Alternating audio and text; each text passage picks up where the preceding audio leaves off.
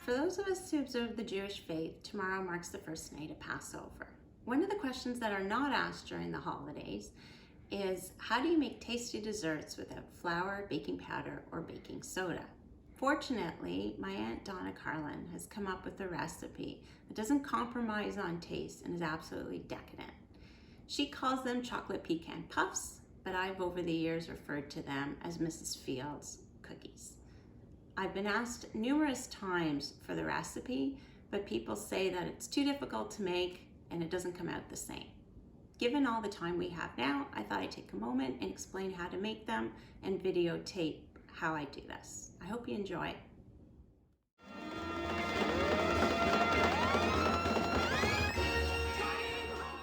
The key to the success of these cookies is to have egg whites that are at room temperature and then stiffen. I'm going to demonstrate to what consistency the egg whites have to come to before you incorporate the other ingredients. So I've taken the egg whites and of course separated the egg yolk from the egg white.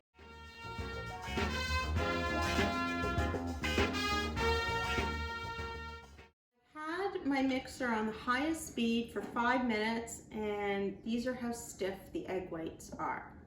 It's at this point where they look like clouds that you can start adding other ingredients like the vinegar.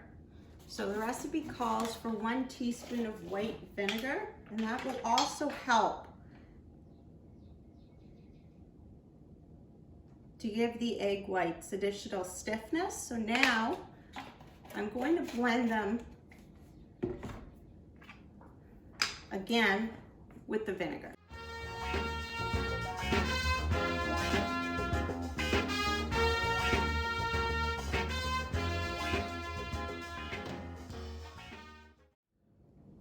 So I mixed it for about a minute. You can see it's quite fluffy. Now I'm going to add a 1/4 teaspoon of salt. It's always good to measure the salt away from the container and then add it. And while I'm going to mix this again, I'm now going to melt the 2 cups of chocolate chips in the microwave. I'm not going to melt them fully. I'm going to melt them until they've softened and started to melt, because once they melt fully, they start to burn. Gradually add a cup of white sugar and mix it on the highest speed again for a minute.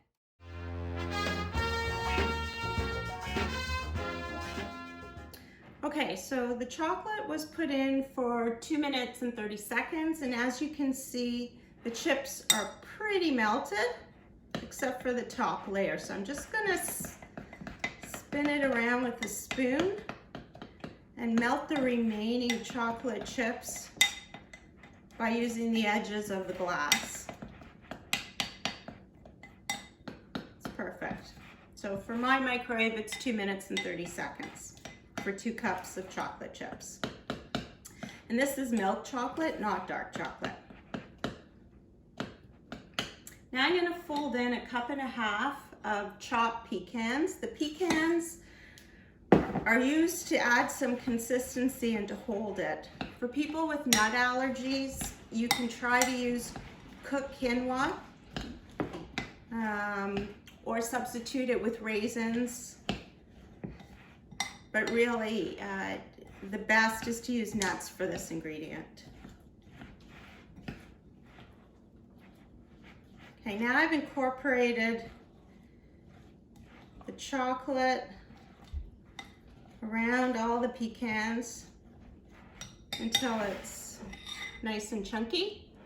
Again, you're looking for consistency and texture. And then I can add the egg whites, which, as you can see, are pretty stiff. There's no replacement to your finger, so I'm not going to bother doing this any other way. Now, when you mix the egg whites into the chocolate, you don't want to over-mix it, because you don't want the fluffiness of the egg whites to be compromised. So I mixed it just enough. Probably could have used a bigger bowl. just so that I use up all the others, just so that the consistency looks even. For those of you who are paying attention, you'll notice I switch bowls. So this is the consistency of the chocolate, the pecans, and the egg whites. Now I line a long cookie sheet with parchment paper, and I take a tablespoon of the batter and I lay it neatly down about 2 inches apart because it will spread. You don't mind if it spreads a little bit.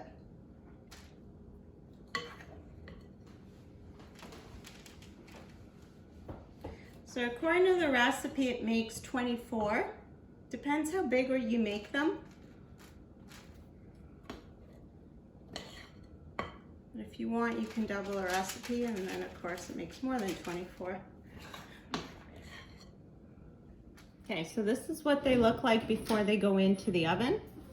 They're supposed to bake at 350 for 10 minutes. So I've just taken them out. It's been 10 minutes and they're beautiful. They're fluffy, they're a little bit wet and soft, but they're going to harden just with air. So I let them sit until they're cooled completely, and then I'll put them in a Tupperware, and they're good to go for at least 3-4 days before they start to get a little bit hard. I don't recommend that you freeze them because there's nothing to them, but if you have to, it's better than nothing. Anyway, enjoy and keep eating.